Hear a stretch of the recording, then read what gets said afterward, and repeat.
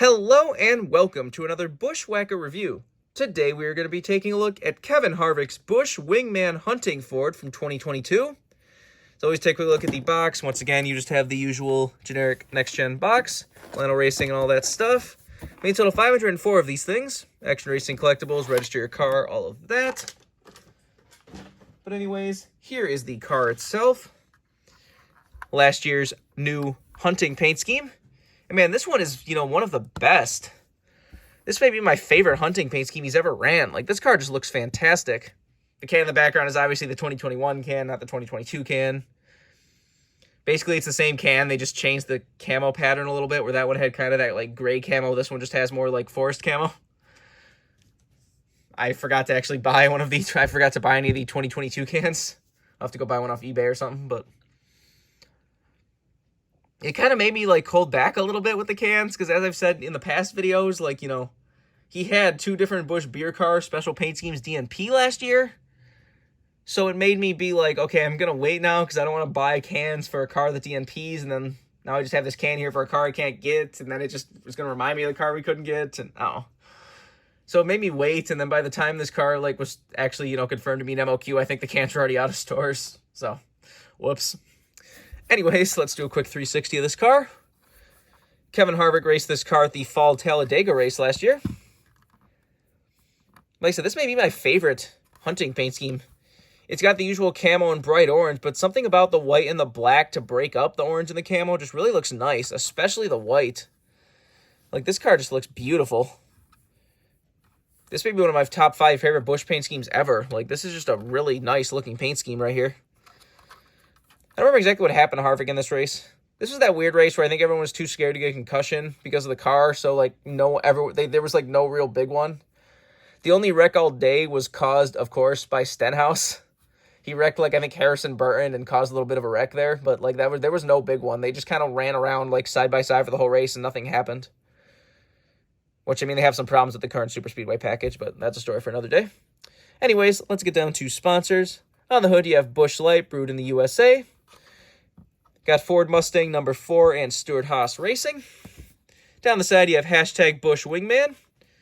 Got Subway Pristine Auctions and Hunt Brothers Pizza down there. Got Mobil 1 in front of the rear wheel. So there's the can right there. You can see it's basically the exact same can, just different camo pattern. You see the number 4, which I feel like they could have made that, angled exactly with the 4 a little better, made it look a little cooler, because it looks weird that the angle is just slightly different between the 4 and the actual paint scheme.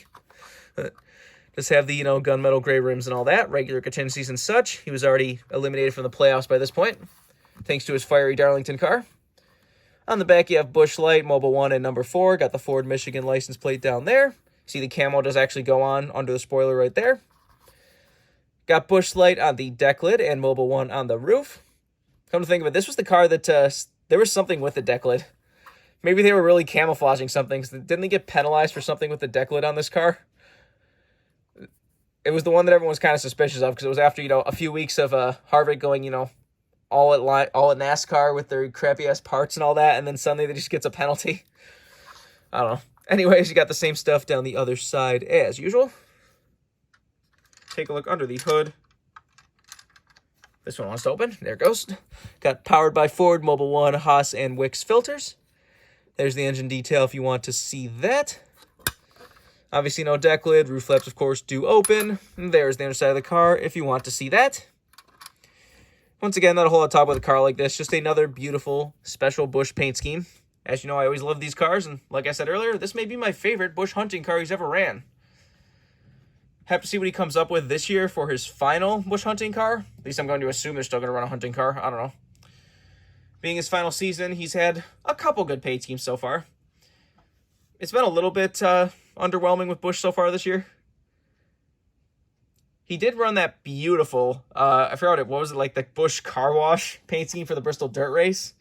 The car that was like half covered in mud, and then like the front half was like, washed off, but had little sponges that were the Happy Harvick symbol. That car is beautiful. Like I can't wait for that diecast. Because Busch Beers really only run that. They had a couple like alternatives of the standard. Like they ran the he had like the Busch 401k car in the Daytona 500. That one I'll actually get because that one was actually different a little bit. Had a picture of Harvick drinking a beer on the side. Had the happy Harvick symbol on the back. A little bit different. But then they ran it was like Atlanta. They ran like it was like break for Busch. And it was just one of the standard cars with a different, hashtag on the quarter panel. I think that diecast already DNP'd too. So clearly that was very not popular. But definitely cool. Curious to see what Busch comes up with. Like I've heard that there's a peach flavor, I believe, that's replacing the apple flavor. So I'm sure we're going to get a Busch peach car. So that might look cool. But hopefully they run different throwbacks and special paint schemes still for the end of the year. Like I'm sure he's going to run a throwback in the Southern 500 since Busch keeps doing that instead of the throwback race. So I'm sure, I would hope he runs another hunting car because these hunting cars have just kind of become a staple of Kevin Harvick in the fall, usually around like Charlotte or Talladega. If you want this card as a brand new release, you can get it right now. The hunting car is usually popular, so I would not be surprised if this car gets rare, especially this one being a unique, really good-looking one. But remember, for all of your diecast needs, you can go to circlebdiecast.com, and if you use the code BWhack, you can get $5 off shipping on any order over $30. So after that, if you want anything, but in the that's all there is to say. This has been a review of Kevin Harvick's Busch Wingman Ford for 2022. Hope you enjoyed, and thanks for watching.